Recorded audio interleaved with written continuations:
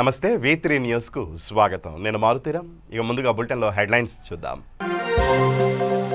ఢిల్లీ వెళ్లిన ఏపీ ముఖ్యమంత్రి జగన్మోహన్ రెడ్డి ప్రధాని మోడీని కలిసేందుకు అపాయింట్మెంట్ ఖరారు.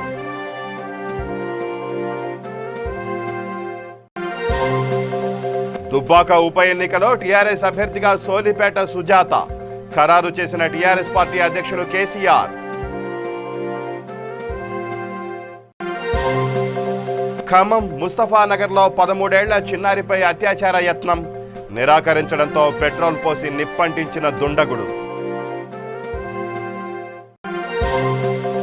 నాగర్ కర్నూలు జిల్లా కొల్లాపూర్లో భారీ ట్రాక్టర్ ర్యాలీ. ట్రాక్టర్ నడిపి ర్యాలీ ప్రారంభించిన మంత్రి సింగిరెడ్డి నిరంజన్ రెడ్డి. జగిత్యాల జిల్లా మల్లాపూర్లో నూతన వ్యవసాయ చట్టంపై అవగాహన కార్యక్రమం. రైతులకు అవగాహన కల్పించిన ఎంపీ ధర్మపురి అరవింద్. ఇక ఆ బులెటిన్లో డీటెయిల్స్ చూస్తే ఏపీ ముఖ్యమంత్రి జగన్ ఢిల్లీ వెళ్లారు. జగన్ తనతో పాటు 10 మందిని ఢిల్లీ తీసుకెళ్లారు. నదీ జలాలపై అపెక్స్ కౌన్సిల్ సమావేశం జరగనుంది. ఈ సమావేశానికి సంబంధించి సంబంధిత అధికారులకు జగన్ ఇప్పటికే దిశానిర్దేశం చేశారు. మరోవైపు ప్రధాని మోడీని కలిసేందుకు జగన్కు అపాయింట్మెంట్ ఖరారైంది. మోడీతో సమావేశం సందర్భంగా రాష్ట్రానికి రావాల్సిన నిధులు బకాయిలపై జగన్ చర్చించనున్నారు. ఢిల్లీ పర్యటన సందర్భంగా పలువురు కేంద్ర మంత్రులతో జగన్ భేటీ కానున్నారు. మరోవైపు కేంద్ర కేబినెట్లోకి వైసీపీ చేరబోతోందనే వార్తలతో జగన్ పర్యటన మరింత ఆసక్తికరంగా మారింది.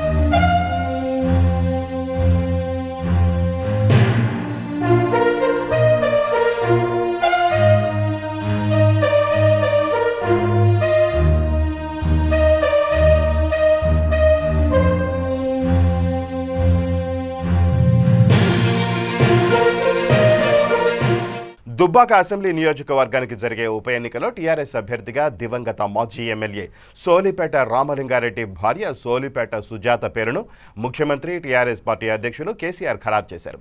సోలిపేట రామలింగారెడ్డి తెలంగాణ ఉద్యమంలో క్రియాశీల పాత్ర పోషించారు. ఉద్యమం కోసం, పార్టీ కోసం అంకిత భావంతో పనిచేశారు. దుబ్బాక నియోజకవర్గ అభివృద్ధికి చివరి శ్వాస వరకు ఎంతో కష్టపడి పనిచేశారు. రామలింగారెడ్డి కుటుంబం యావత్తు అటు ఉద్యమంలోనూ ఇటు నియోజకవర్గ అభివృద్ధిలోనూ పాల్పంచుకుంది. నియోజకవర్గ వ్యాప్తంగా ప్రజలతో ఆ కుటుంబానికి అనుబంధం ఉంది. రామలింగారెడ్డి తలపెట్టిన నియోజకవర్గ అభివృద్ధిని కొనసాగించడానికి, నియోజకవర్గంలో ప్రభుత్వ కార్యక్రమాలు యథావిధిగా అమలు కావడానికి సోలిపేట రామలింగారెడ్డి కుటుంబ సభ్యులే నియోజకవర్గానికి ప్రాతినిధ్యం వహించడం సమంజసమని జిల్లాలోని నాయకులందరితో సంప్రదింపులు జరిపాకే సుజాత అభ్యర్థిత్వాన్ని ఖరారు చేశామని కేసీఆర్ ప్రకటించారు. ఖమ్మం నగరంలోని ముస్తఫానగర్కు చెందిన 13 ఏళ్ల చిన్నారి కుటుంబం ఓ ఇంట్లో అద్దెకుంటున్నారు. ఆ ఇంటి యజమాని కుమారుడు ఎవరూ లేని సమయంలో ఆ బాలికపై అత్యాచార యత్నానికి పాల్పడ్డాడు. దీనికి నిరాకరించడంతో పెట్రోల్ పోసి నిప్పంటించాడు. 70% శరీరం కాలిపోయిందని వైద్యులు తెలిపారు. ప్రస్తుతం ఆ బాలిక ఓ ప్రైవేటు ఆసుపత్రిలో చికిత్స పొందుతోంది. ఆసుపత్రికి చేరుకున్న పోలీసులు వివరాలు సేకరించి కేసు నమోదు చేసుకున్నారు. వెంటనే నిందితుడిని అదుపులోకి తీసుకున్నారు. ప్రైవేటు హాస్పిటల్లో చికిత్స పొందుతున్న బాధితురాలను పోలీస్ కమిషనర్ తఫ్సీర్ ఇక్బాల్ పరామర్శించారు. నిందితులపై చట్టపరంగా కఠిన చర్యలు తీసుకుని బాధితులకు న్యాయం చేస్తామని హామీ ఇచ్చారు. మరోవైపు మైనర్ బాలికపై జరిగిన అమానుష ఘటనపై వామపక్ష పార్టీలు, ప్రజా సంఘాలు ఆసుపత్రి వద్ద ఆందోళనకు దిగాయి. అభంశుభం తెలియని పాపను పనిలో పెట్టుకోవడమే కాకుండా అత్యాచార యత్నం చేసి లొంగకుంటే పెట్రోల్ పోసి హత్యాయత్నం చేయడం దుర్మార్గమని, నిందితులను అరెస్టు చేసి కఠినంగా శిక్షించాలని డిమాండ్ చేశారు. డివైఎఫ్ఐ, ఎస్ఎఫ్ఐ, ఐద్వా ఆధ్వర్యంలో ఖమ్మం R&B గెస్ట్ హౌస్ ముందు దిష్టిబొమ్మ దహనం చేశారు.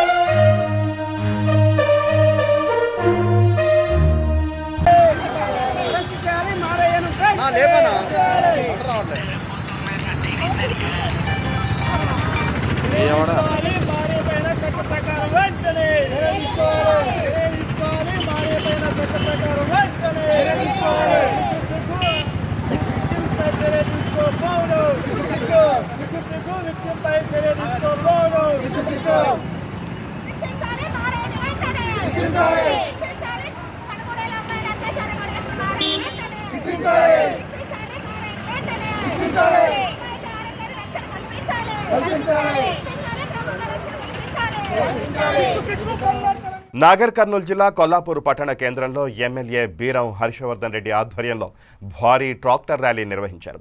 నూతన రెవెన్యూ చట్టాన్ని స్వాగతిస్తూ ట్రాక్టర్లతో ర్యాలీ నిర్వహించి సీఎం కేసీఆర్కు కృతజ్ఞతలు తెలిపారు.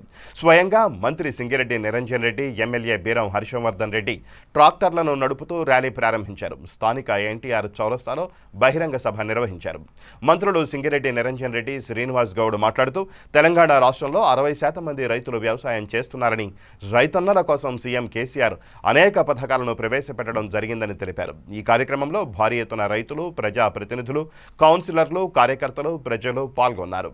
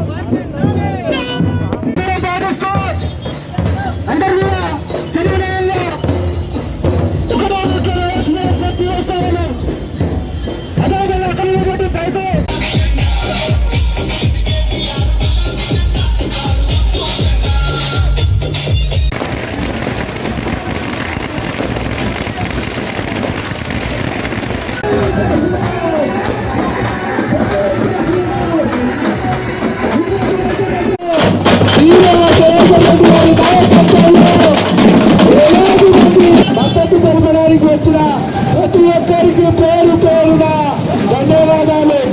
దయచేసి కార్యకర్తలందరూ కూడా ఈ ర్యాలీలో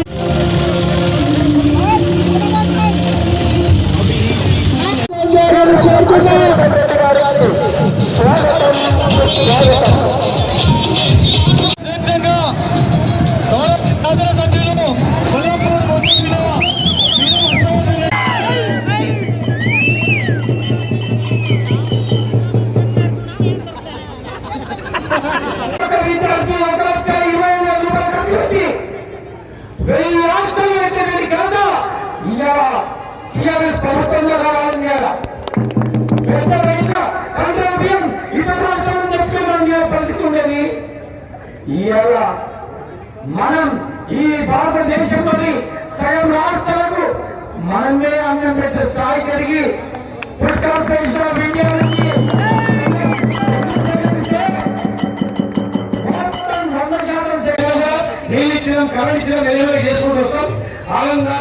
జగిత్యాల జిల్లా మల్లాపూర్ మండల కేంద్రంలో నాగేటి సాలు కార్యక్రమం ద్వారా కేంద్ర ప్రభుత్వం తీసుకొచ్చిన నూతన వ్యవసాయ చట్టంపై అవగాహన కార్యక్రమంలో ఎంపీ ధర్మపురి అరవింద్ పాల్గొన్నారు. కేంద్ర ప్రభుత్వం తీసుకువచ్చిన నూతన వ్యవసాయ చట్టంపై రైతులకు అవగాహన కల్పించారు. అనంతరం మల్లాపూర్లో నూతన భారతీయ జనతా పార్టీ కార్యాలయాన్ని ప్రారంభించారు. రైతులకు ఎల్లప్పుడూ బీజేపీ అండగా ఉంటుందని, రైతుల శ్రేయస్సు కోసమే కేంద్ర ప్రభుత్వం పథకాలను ప్రవేశపెడుతోందని తెలిపారు. అంతకుముందు బీజేపీ కార్యకర్తలు, నాయకులు ఎంపీ అరవింద్కు పెద్ద ఎత్తున ఘనంగా స్వాగతం పలికారు.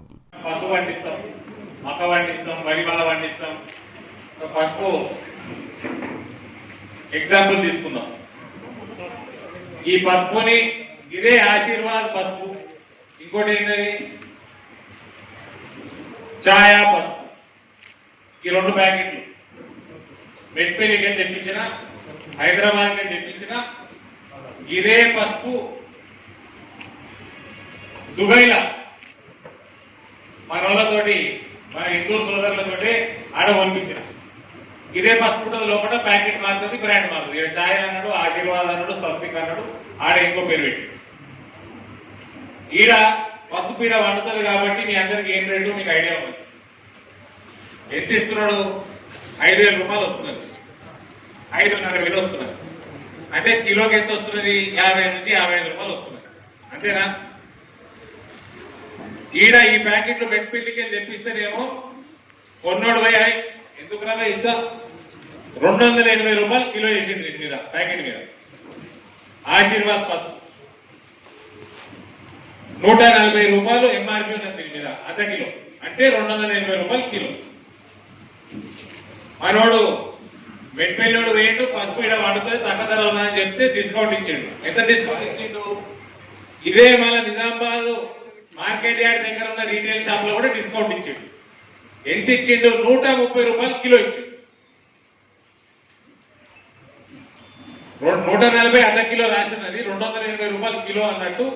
మనం ఇక్కడ కొంటేనేమో తెలిసినోడు కొంటేనేమో 130 రూపాయలు. నిజామాబాద్ గంజిపక్కకి మెట్పల్లి దుకాణంలో 130 రూపాయలు కిలో. మెట్పల్లిలో అయితే 152 వేసిండు, మన గంజిలో 130 రూపాయలు వేసిండు. జూబ్లీ హిల్స్ నియోజకవర్గం వెంకట్రావు నగర్, జవహర్ నగర్లలో స్థానిక ప్రజలతో సమావేశం ఏర్పాటు చేశారు. ఈ సమావేశానికి ముఖ్య అతిథిగా హాజరైన జూబ్లీ హిల్స్ శాసనసభ్యులు మాగంటి గోపీనాథ్ మాట్లాడుతూ తెలంగాణ సీఎం కేసీఆర్ పేద ప్రజల కోసం 58, 59 జీవో ద్వారా 125 గజాలలోపు ఉన్న భూములకు ఉచిత రిజిస్ట్రేషన్ సౌకర్యం కల్పించారని తెలిపారు. ఈ కార్యక్రమంలో డివిజన్ అధ్యక్షులు దేదీప్య, వేణుగోపాల్ యాదవ్, విజయ్ కుమార్ ఇతర నాయకులు పాల్గొన్నారు. थोड़े लोग बन लिए और पैसे नहीं ऐसे वाले बने भी नहीं, ऐसे छोड़ दिए, कुछ भी होने का वन दे हुई। और आज अच्छा मौका है, 1 रुपये देने का नहीं, ये स्कीम अच्छा स्कीम है। और 125 गज, 200, 300 गज वालों को भी 59 जियो निकल रहा, उसमें भी 25% बोल के लगाया, वो भी कम कर दो बोले, उसके भी सीएम साहब एग्री हो गए, वो अभी तैयार हो रहा जियो। ज़्यादा घर ऐसे वाले से 200 गज ऐसे वालों को भी उन लोग को थोड़ा बहुत कम पैसे में रजिस्ट्रेशन करने का मौका दिए। आज अपने को जब 4 साल पहले 20-30 हज़ार 40 हज़ार गज था, आज 1 लाख रुपए गज हो गए हर एक जगह। हैदराबाद पूरा कम से कम 1 लाख ही बोल रहे, दूसरा बात ही नहीं बोल रहे, उतना डिमांड बढ़ गया। ये बढ़ने का वजह क्या है? अपने को हैदराबाद सिटी रहने दो, तेलंगाना रहने दो, बहुत अच्छा डेवलप हो रहा आज सिटी। జై తెలంగాణ, జై కేసీఆర్, జై మాగంటి గోపీనాథ్. కేసీఆర్ గారి ప్రభుత్వంలో, మన తెలంగాణ ప్రభుత్వంలో ఎమ్మెల్యే శ్రీ మాగంటి గోపీనాథ్ గారి ఆధ్వర్యంలో మన బస్తీలకు ఇప్పటివరకు 40-50 ఏళ్ళ నుంచి ఉన్న బస్తీలకు ఇప్పటివరకు మనకు ఇంటికి ఒక డాక్యుమెంట్ లేదు. అది 40 గజాలు 50 గజాల ఇళ్లలో ఉంది. మనం ఇప్పటికీ అట్లాగే ఉంటున్నాము. ఇప్పటికీ నోటరీలు అట్లాగే ఉన్నాయి. కాబట్టి మన కేసీఆర్ గారు తీసుకున్న ఈ 58 రిజిస్ట్రేషన్ కార్యక్రమానికి మేమందరము హృదయపూర్వక ధన్యవాదాలు తెలియజేస్తూ, మా ఎమ్మెల్యే మాగంటి గోపీనాథ్ గారు ఈ కార్యక్రమాన్ని మా వద్దకు తీసుకొచ్చి, ప్రజల వద్దకు తీసుకొచ్చి ప్రతి ఒక్క పేద ప్రజలకు ఈ లబ్ధి అందాలని, ఈ కార్యక్రమం చేకూరాలని తీసుకొచ్చినందుకు మేము ఎమ్మెల్యే గారికి రుణపడి ఉంటామని తెలియజేస్తూ, ఇది కార్యక్రమాన్ని అందరూ ఉపయోగించుకొని మనము ఇప్పటికైనా కనీసం మన ఇంటికి ఒక డాక్యుమెంట్ అనేది, పత్రాలు అనేది చేసుకోవాలని కోరుతూ, జై తెలంగాణ, జై కేసీఆర్, జై మాగంటి గోపీనాథ్. హైదరాబాద్ సరూర్ నగర్ పోలీస్ స్టేషన్ పరిధి green park colony road number 9లో కలకలం రేగింది. మొక్కజొన్నల వ్యాపారి నాగభూషణాన్ని రౌడీ షీటర్ అజీజ్ కిడ్నాప్ చేశాడు. నాగభూషణం ఆఫీసు వద్దకు వచ్చిన మాదాపూర్కు చెందిన రౌడీ షీటర్ అజీజ్ నాగభూషణాన్ని కర్రలతో కొట్టి బలవంతంగా కిడ్నాప్ చేసి తీసుకెళ్తున్న దృశ్యాలు సీసీ కెమెరాలో రికార్డయ్యాయి. నాగభూషణం స్నేహితుడు హరినాయక్ ఫిర్యాదు మేరకు ఘటనా స్థలానికి చేరుకున్న పోలీసులు కేసు నమోదు చేసి దర్యాప్తు చేస్తున్నారు.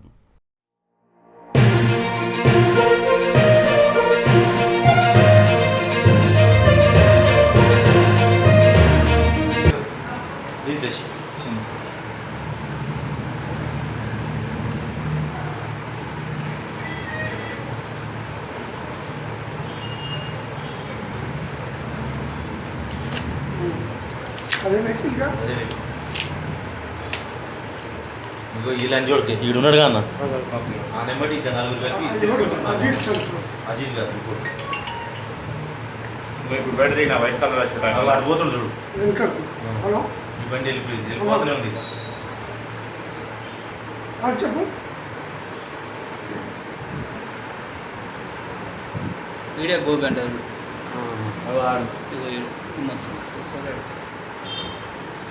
ఇగో ఈ గుండోడు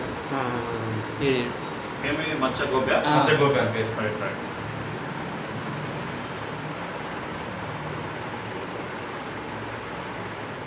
కుత్బుల్లాపూర్ నియోజకవర్గ నాయకులు కోలన్ హనుమంతరెడ్డి ఆధ్వర్యంలో టీఆర్ఎస్ పార్టీ సీనియర్ నాయకులు సుభాష్ నగర్ డివిజన్ రాజీవ్ గృహకల్పకు చెందిన సోమన్న గారి శ్రీధర్ రెడ్డి మాజీ మంత్రి పెద్దిరెడ్డి సమక్షంలో బీజేపీలో చేరారు. కేంద్రంలో బీజేపీ ప్రభుత్వం అమలు చేస్తున్న సంక్షేమ పథకాలకు ఆకర్షితులై శ్రీధర్ రెడ్డితో పాటు మరో 50 మంది యువకులు మహిళలు బీజేపీలో చేరారు.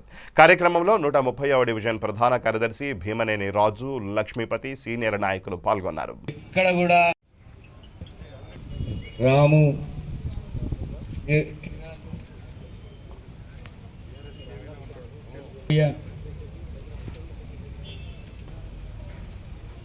ఈ పేరు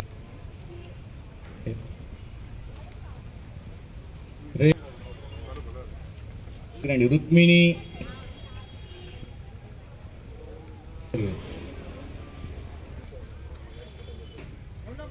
నిరసన తెలియజేస్తూ ఇవాళ alternative party Bharatiya Janata party మాత్రమే అని నమ్మి వారు ఇవాళ వారితో ఉన్న అనుచరులందరితో కలిసి వారు పార్టీలో చేరినందుకు వారికి స్వాగతం సుస్వాగతం.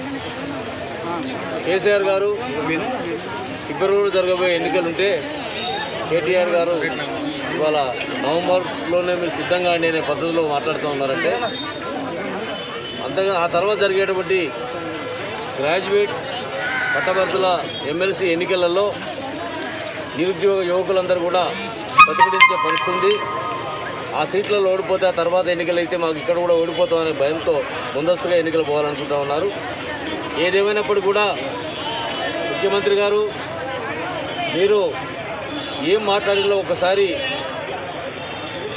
సోషల్ మీడియాలో వచ్చిన మీ స్టేట్మెంట్లనే ఒకసారి రివ్యూ చేసుకోండి. ఈ రాష్ట్రంలో నిరుద్యోగ సమస్య ఉండదు, ఇంటికో ఉద్యోగం ఇస్తాం అని చెప్పి పబ్లిక్ సర్వీస్ కమిషన్ ద్వారా 105 నోటిఫికేషన్లు ఇచ్చారు. మీరు 49 లక్షల మంది తీసుకున్నారు నిరుద్యోగ యువకులు.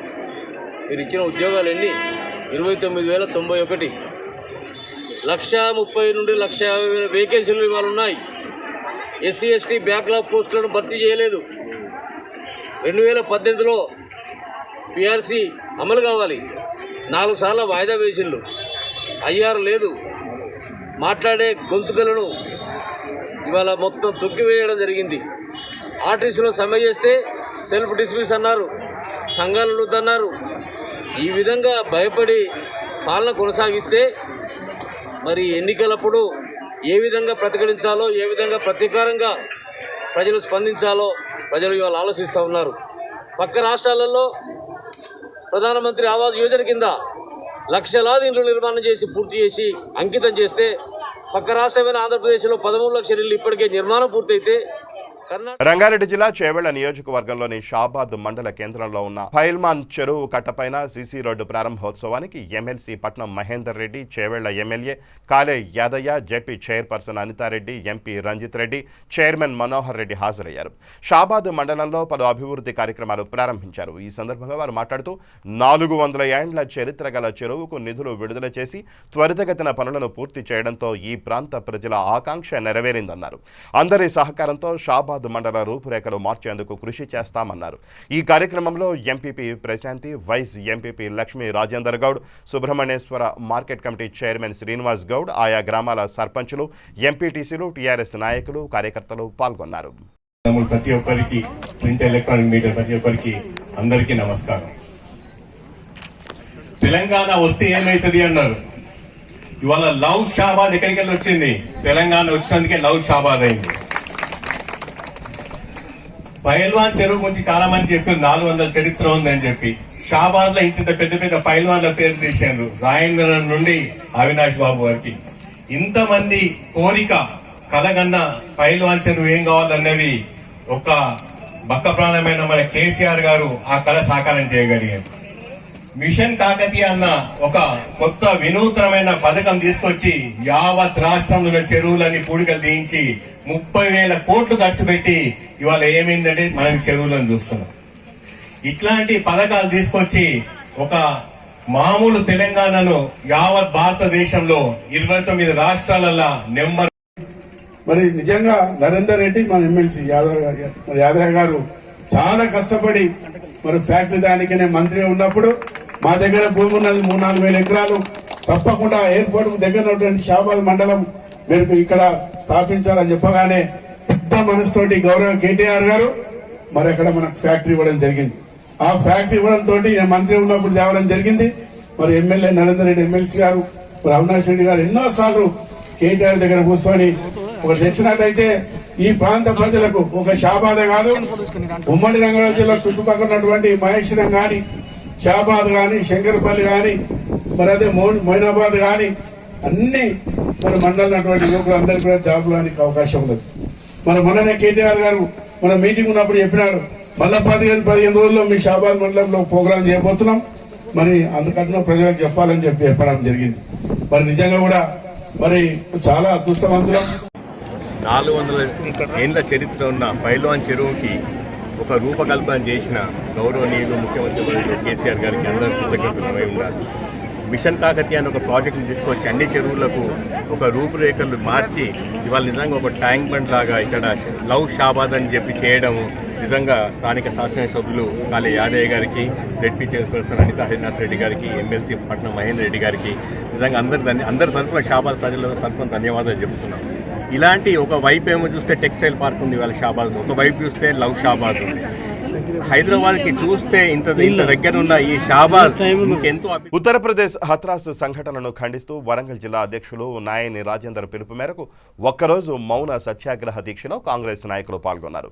మనీషా వాల్మీకిని అత్యాచారం చేసి అతి కిరాతకంగా నాలుక కోసి చంపడాన్ని నిరసిస్తూ నిరసన తెలిపిన రాహుల్ గాంధీని, ఇతర కాంగ్రెస్ నాయకులను పోలీసులు దారుణంగా లాక్కొని వెళ్లడం బాధాకరమని, ఇప్పటికైనా కేంద్ర ప్రభుత్వం చొరవ తీసుకుని మనీషా చావుకు కారకులైన నేరస్తులని కఠినంగా శిక్షించాలని డిమాండ్ చేస్తూ కాంగ్రెస్ ఆధ్వర్యంలో ఒకరోజు మౌన సత్యాగ్రహ దీక్ష చేపట్టారు.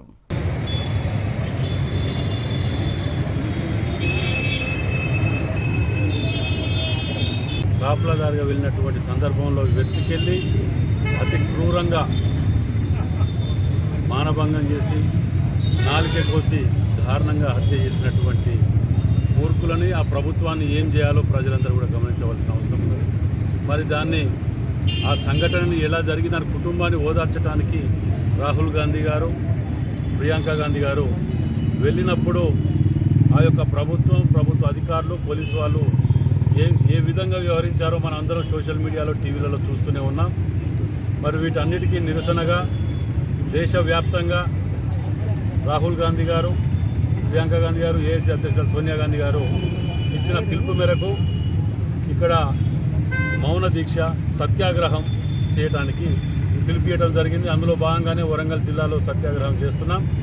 మరి ఈ మూర్ఖులని, ఈ రాక్షసులని ఏ విధంగా ఇది చేయాలి అనే దానికి ఈ యొక్క ప్రభుత్వం నిర్లక్ష్య కారణమే ఇలాంటి సంఘటనలకు కారణాలు అవుతున్నాయి. కాబట్టి మరి ఆ యొక్క యూపీ ప్రభుత్వాన్ని కూడా డిస్మిస్ చేయాలి.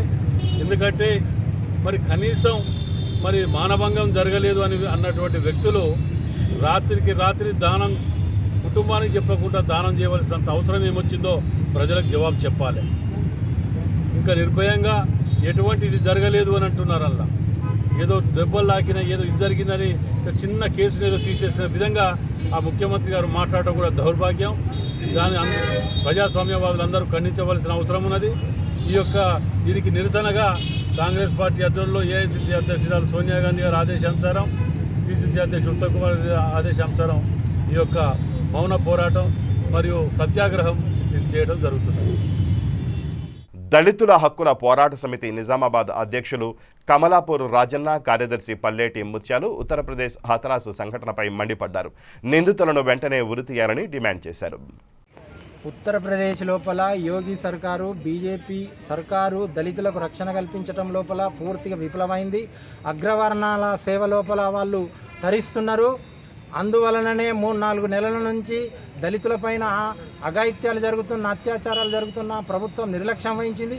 ఆ నిర్లక్ష్యం వహించడం వల్లనే మనీషా అనే అమ్మాయిని పొలం లోపల పని చేసుకుంటా ఉంటే, హత్రాస్ జిల్లా లోపల పని చేసుకుంటా ఉంటే అగ్రవర్ణానికి చెందిన యువకులు లాక్కెళ్ళి చిత్రహింసల గురించి తీవ్రమైన అత్యాచారం చేసి తీవ్రమైన చిత్రహింసలకు గురి చేయటం వలన కాళ్ళు చేతులు చచ్చిపడిపోయినాయి. ఆమెని వెంటనే పోలీసులు అట్లనే అధికారులు సరైన సూపర్ స్పెషాలిటీ ఆసుపత్రికి తీసుకుపోవడం వలన 15 రోజులు మృత్యుతో పోరాడి మరణించడం జరిగింది. దీనికి అక్కడి ఉత్తరప్రదేశ్ ప్రభుత్వం అధికారులు, పోలీసులు, ప్రభుత్వమే దీనికి ఆమె మరణానికి కారకులని మేము సిపిఐ పార్టీ భావిస్తున్నది. వీరిపైన కూడా చట్టపరమైన చర్య తీసుకోవాలా. మోడీ ప్రభుత్వం అట్లనే యోగి ప్రభుత్వం అక్కడున్న అగ్రవర్ణ యువకుల్ని కాపాడటానికే కృషి చేస్తున్నది.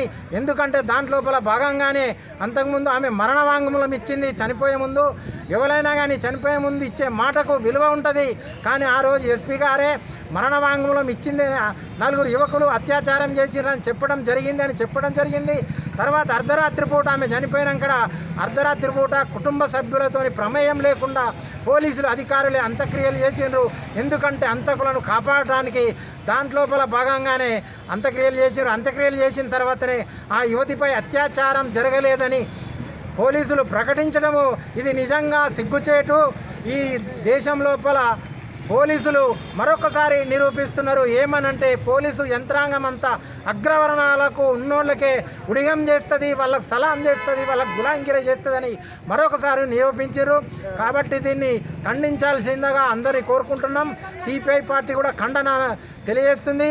అట్లే నిందితుల్ని వెంటనే ఉరిశిక్ష వేయాలని, ఎలాంటి ప్రాసిక్యూషన్ చేయకుండా హైదరాబాద్ లోపల ఒక యువతికి రేపు చేస్తే ఏ విధంగా అయితే శిక్ష విధించిందో అలాగే అక్కడ కూడా శిక్ష విధించాలని సిపిఐ పార్టీ డిమాండ్ చేస్తూ ఉంది. పెద్దపల్లి జిల్లా కేంద్రంలో దివంగత నేత కేంద్ర మాజీ మంత్రి గడ్డం వెంకటస్వామి జయంతి వేడుకలు జిల్లా కాంగ్రెస్ పార్టీ అధ్యక్షులు ఈర్ల కొమరయ్య ఆధ్వర్యంలో ఘనంగా నిర్వహించారు. ఈ సందర్భంగా ఈర్ల కొమరయ్య వెంకటస్వామి చిత్రపటానికి పూలమాల వేసి నివాళులు అర్పించారు. అనంతరం కొమరయ్య మాట్లాడుతూ డాక్టర్ బిఆర్ అంబేద్కర్, బాబు జగజీవన్ రావు తర్వాత అంతటి పేరు తెచ్చుకున్న వ్యక్తి కాకా అని కొనియాడారు. 7 సార్లు ఎంపీగా ఎన్నికై కేంద్ర కార్మిక శాఖ మంత్రి, జౌళి శాఖ మంత్రిగా సేవలందించారని తెలిపారు. ఈ కార్యక్రమంలో కాంగ్రెస్ నాయకులు ఎస్పీ రాజయ్య, వేముల రాజు తదితరులు పాల్గొన్నారు. కాకా జయంతిని పురస్కరించుకొని జిల్లా కాంగ్రెస్ ఆధ్వర్యంలో ఆయన చిత్రపటానికి పూలమాలలు వేసి ఘనంగా నివాళులు అర్పించడం జరిగింది. మరి ఈరోజు కాకా ఈ ఉమ్మడి రాష్ట్రంలో తెలియని వారంటూ ఎవరు లేరు. కాకా రాష్ట్ర కార్మిక మంత్రిగా, కేంద్ర కార్మిక మంత్రిగా, కేంద్ర జౌళి శాఖ మంత్రిగా మరి ఎన్నో సేవలు అందించినటువంటి కాకా ఈ రాష్ట్రానికి, ఉమ్మడి రాష్ట్రానికి పిసిసి అధ్యక్షుడిని కూడా చేసినటువంటి కాకా ఆయన చేసినటువంటి సేవలు ఎవరు మర్చిపోరాదు.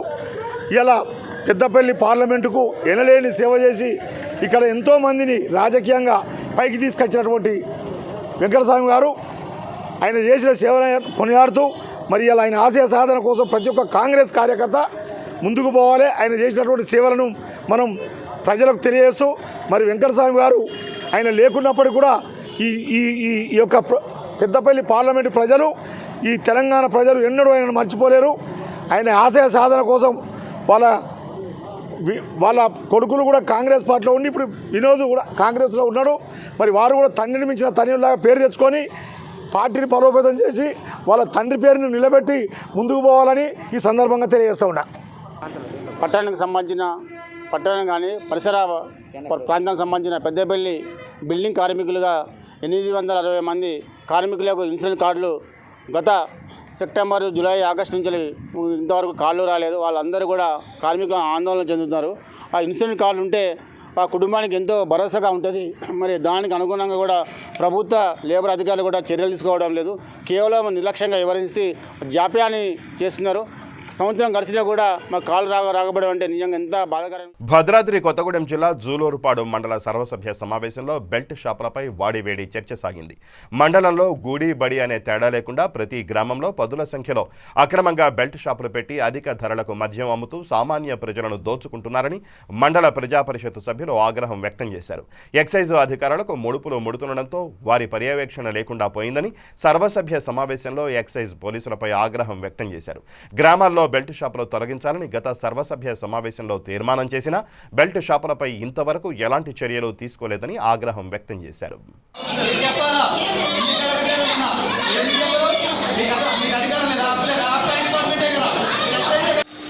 జులూరుపాడు మండలం కాకర్ల ఎంపీటీసీ, నా పేరు పొన్నెకండి సతీష్ కుమార్. గత కొంతకాలం నుంచి జులూరుపాడు వైన్ షాపుల మీద అనేక రకాలైనటువంటి ఆరోపణలు వెల్లువేస్తున్నాయి. కొన్ని సందర్భాల్లో అధికారులు సైతం కూడా సర్వసభ్య సమావేశాల్లో కూడా మేము మా యొక్క వాణిని కూడా వినిపించాం. అయినప్పటికీ కూడా అధికారులు కానీ ఎక్సైజ్ అధికారులు కానీ ఎక్సైజ్ ఆఫీసర్లకు కూడా పలుమార్లు మేము చెప్పడం కూడా జరిగింది. ఇట్లా జులూరుపాడు వైన్ షాప్లో మద్యం రేట్లు ఎంఆర్పి ధరల కన్నా అధికంగా అమ్ముతున్నారని, ఇంకోటి వైన్ షాప్ కన్నా పక్కనున్న గోడౌన్లో కూడా సరుకు దొరికి సామాన్యుడు పోయినా కానీ అక్కడి నుంచి అమ్ముతున్నారు. వైన్ షాప్లో మాత్రం పూర్తి అమ్మకాలు జరగట్లేదు.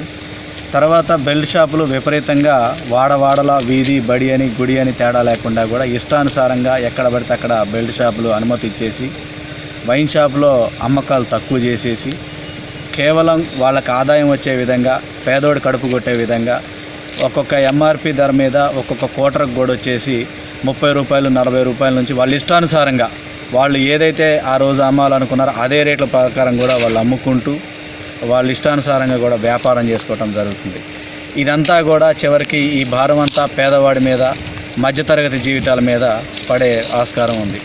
కొద్దో గొప్ప తాగుడు అలవాటు ఉండి పేదవాడు కష్టం చేసుకొని కూలీ నాలి చేసుకొని పొద్దంతా కష్టపడితే వచ్చే 300 రూపాయలు తీసుకుపోయి ఆ మద్యం షాపుకు పోయి ఆ బెల్ట్ షాపుకు పోయి ఉన్న ధరల కన్నా అధిక ధరలతో కొనుక్కొని తాగి వచ్చేసరికి ఆ పేదవాడి ఇంట్లో పరిస్థితి అధ్వానంగా తయారవుతుంది. పలుమార్లు కూడా మేము ఎన్నోసార్లు ఉన్నతాధికారులకు కానీ మండలంలో సర్వసభ్య సమావేశంలో ఎన్నోసార్లు కూడా మా వాణి వేణి వినిపించినా కానీ నిర్లక్ష్యంగా పట్టించుకోకుండా ఉంది. ఇంకోటి ఏంటంటే ఇక ఆ బులెటిన్ ముగించే ముందు హెడ్లైన్స్ మరోసారి. ఢిల్లీ వెళ్లిన ఏపీ ముఖ్యమంత్రి జగన్మోహన్ రెడ్డి, ప్రధాని మోడీని కలిసేందుకు అపాయింట్మెంట్ ఖరారు.